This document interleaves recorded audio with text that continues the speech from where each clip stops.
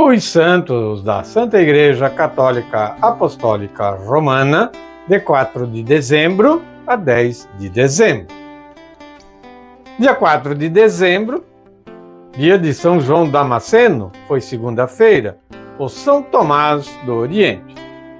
São João Damasceno, um santo padre e doutor da Igreja de Cristo, nasceu em 675 em Damasco, na Síria, num período em que o cristianismo tinha uma certa liberdade.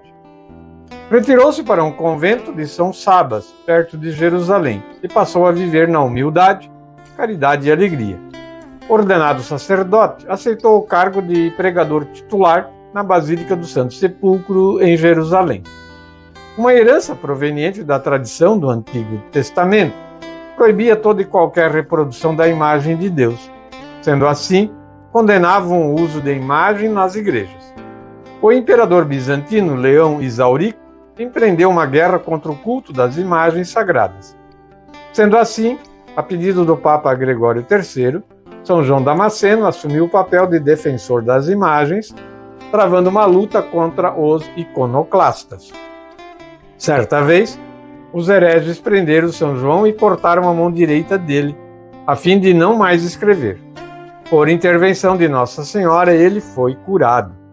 Seu amor à Mãe de Jesus foi tão concreto que foi São João quem tornou presente a doutrina sobre a Imaculada Conceição, maternidade divina, virgindade perpétua e assunção do corpo e alma de Maria. Esse filho predileto da mãe faleceu no dia 4 de dezembro de 749, no mosteiro de São Sebas, na Palestina. E aonde a mão dele havia sido cortada, nasceu uma mão de novo, por obra e graça de Nosso Senhor, com intervenção de Nossa Senhora, a Mãe de Cristo. 5 de dezembro, dia de São Martinho de Dume, um bispo. São Martinho de Dume nasceu na Panônia, atual Hungria, em 518. No mosteiro, edificado pelo mesmo rei em Dume, ao lado de Braga, assenta o grande apóstolo dos suevos. Suas instalações, como escola de monaquismo e base de radiação catequética e missionária. A igreja do mosteiro é dedicada a São Martinho de Tours e foi sagrada em 558. O seu abade foi elevado ao episcopado pelo bispo de Braga. Já em 556, em atenção ao seu exímio saber e extraordinário zelo e santidade. São Martinho de Dume não esqueceu da importância e eficácia do apostolado da pena. Deixou, assim, várias obras sobre as virtudes monásticas, bem como matérias teológicas e canônicas. Faleceu em 20 de março de 579 e foi sepultado na Catedral de Dume. É um grande incentivador dos monastérios, Na quarta-feira, 6 de dezembro, dia de São Nicolau de Mira. São Nicolau de Mira nasceu no ano de 275 em Pátara, cidade marítima da Lícia, na Turquia meridional. Seus pais eram ricos e possuíam uma profunda vida de oração. Ainda muito jovem, tornou-se órfão. Recordando a passagem do jovem rico, Nicolau é conhecido principalmente para com os pobres, já que ao receber por herança uma grande quantia de dinheiro, livremente partilhou com os necessitados e pobres. Educado no cristianismo, tornou-se sacerdote na diocese de Mira, onde com amor evangelizou os pagãos, mesmo no clima de perseguição que os cristãos viviam. São Nicolau de Mira participou do Concílio de Nicéia, onde, contra a heresia ariana, foi definida a divindade de Jesus, declarado consubstancial ao Pai. Nicolau presenciou uma cena indescritível.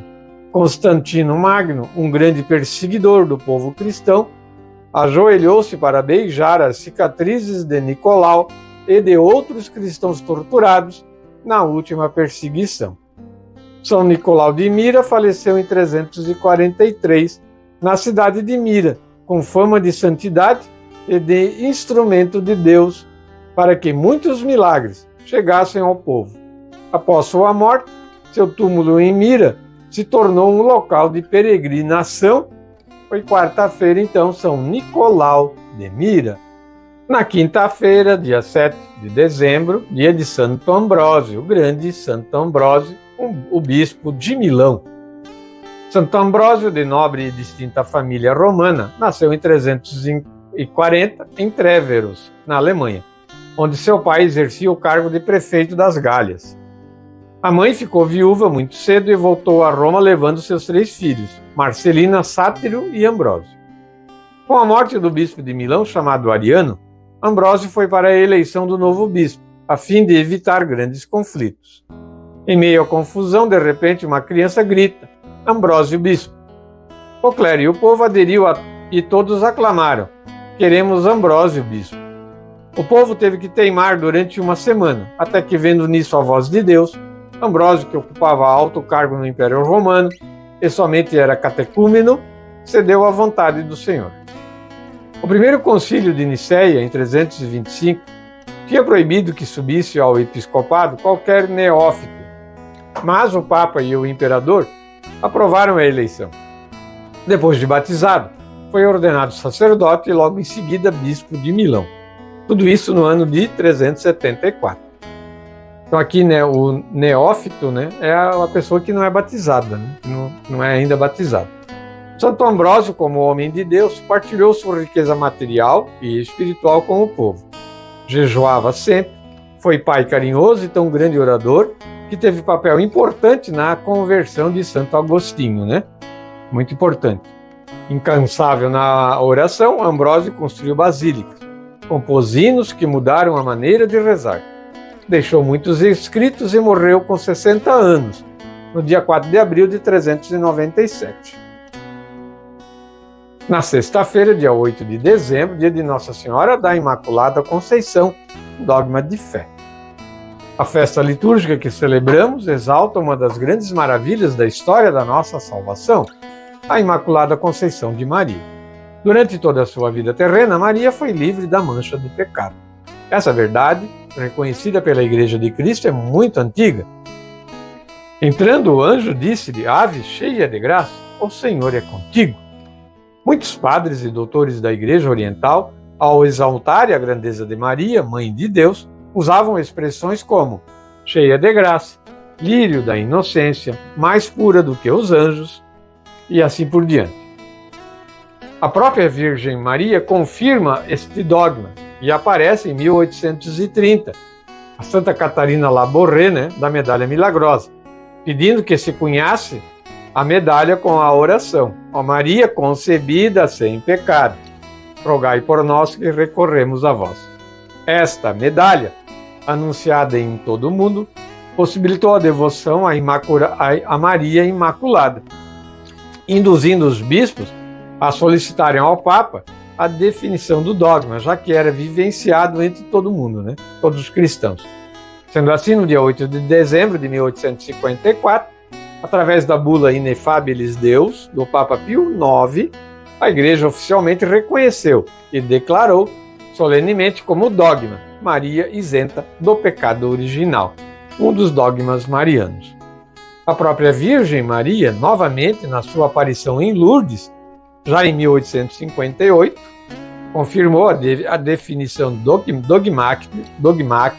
dogmática e a fé do povo, dizendo para Santa Bernadette e para todos nós: eu sou a Imaculada Conceição, sem sombra de dúvida. No dia 9 de dezembro, sábado, dia de São Juan Diego, de Nossa Senhora de Guadalupe. São Juan Diego nasceu em 1474 em Cautitlán, no México. Antes de ser batizado, tinha o nome de Juan Tutolotzin, um nome índio, né? Recebeu o nome de Juan Diego, pois o hábito dos missionários era dar o nome de João a todos os batizados. De origem pobre, Juan pertencia à mais baixa casta do Império Azteca. Atraído pela doutrina franciscana, que chegou ao México em 1524, Juan converteu-se e foi batizado junto com a sua esposa. O missionário responsável por sua evangelização foi Frei Toríbio de Benavente. No dia 9 de dezembro de 1531, por volta das 3h30, durante uma de suas idas à igreja, em Tepeyac, ocorreu a primeira aparição de Nossa Senhora de Guadalupe. A gente falou hoje no quadro, Momento com Maria. Encarregado pela Virgem, foi pedir ao bispo para construir uma igreja no lugar da aparição. E o bispo não se convenceu, então a Nossa Senhora sugere que Juan Diego insistisse. No dia 12 de dezembro de 1531, Juan estava indo à cidade quando a Virgem apareceu e o consolou. Em seguida, mandou que ele fosse no alto da colina de Tepeyac e colhesse flores para ela. No píncaro da colina encontrarás a surpresa das flores desbrochadas. Só tens de as colher e trazê-las aqui. Vai e espera por ti. Apesar do frio, ele encontrou lindas flores, que colheu, colocou no seu manto e levou para Nossa Senhora. Ela pediu que Juan as entregasse ao bispo como a prova da aparição. Diante do bispo, Juan Diego abriu a sua túnica, as flores caíram, e no tecido apareceu impressa a imagem de Nossa Senhora de Guadalupe. O bispo e todos os presentes se ajoelharam diante deste milagre. Após o milagre de Guadalupe, Juan foi morar numa sala ao lado da capela que acolheu a sagrada imagem. Dedicou o restante de sua vida propagando as aparições de Guadalupe aos seus conterrâneos nativos, que se converteram. Juan Diego faleceu no dia 3 de junho de 1548, aos 74 anos de idade. E domingo, 10 de dezembro, hoje, dia de Nossa Senhora de Loreto, mais uma grande história de Nossa Senhora aí, que conta, eu vou falar agora, Nossa Senhora de Loreto. É uma celebração que recorda um acontecimento sobrenatural, o transporte da casa de Nazaré, onde Jesus viveu. Trata-se de uma casa com apenas 3 paredes, aberta ao mundo e a todas as pessoas. Assim se apresenta a Santa Casa de Nazaré, sob um precioso revestimento de mármore renascentista. Segundo a tradição, ela foi transportada por mistério angélico em uma rua pública em Loreto. Esta casa terrena, onde a Virgem Maria recebeu o anúncio do anjo Gabriel e viveu com Jesus e José, é testemunho do evento mais importante da história, a encarnação de Cristo. As pesquisas históricas, arqueológicas e científicas parecem confirmar a sua autenticidade. Sancionada pela primeira vez em 1310, com a bula do Papa Clemente V. Estudos recentes demonstram que as pedras do edifício foram elaboradas segundo o uso dos natabeus, conhecido na Galileia no tempo de Jesus. Especialistas confirmam que os incisos em grafites nessas pedras são claramente de origem judaica cristã. Além disso, que a argamassa utilizada é desconhecida na construção de edifícios na região italiana das Marcas, lá onde está Loreto. Uma crônica de 1465, narrada por Terramano, diz: depois que o povo da Galileia e de Nazaré trocou a religião de Cristo por aquela de Maomé, o islamismo, os anjos tiraram a mencionada igreja daquele lugar e a transportaram para a Eslovônia. Lá, porém, não foi honrado como convinha à Virgem Maria. Por isso, os anjos novamente a tiraram daquele lugar e a levaram pelo mar até o território de Racanate, na Itália, e depois em Loreto, onde se encontra, Nossa Senhora de Loreto. Devoção muito importante também, está resumido, Os santos da Santa Igreja Católica são do site católico cançãonova.com. O santo do dia é uma resenha diária dos santos guardados na memória da Igreja.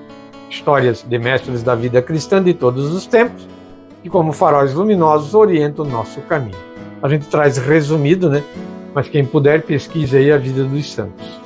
Vamos ouvir então, para encerrar o quadro de hoje, a música do Salmo da liturgia deste domingo, Salmo 84. Mostrai-nos, ó Senhor, vossa bondade, e a vossa salvação nos concedei. Quero ouvir o que o Senhor irá falar. É a paz que ele vai anunciar, a paz para o seu povo e seus amigos, para os que voltam ao Senhor seu coração. Está perto a salvação dos que o temem, e a glória habitará em nossa terra.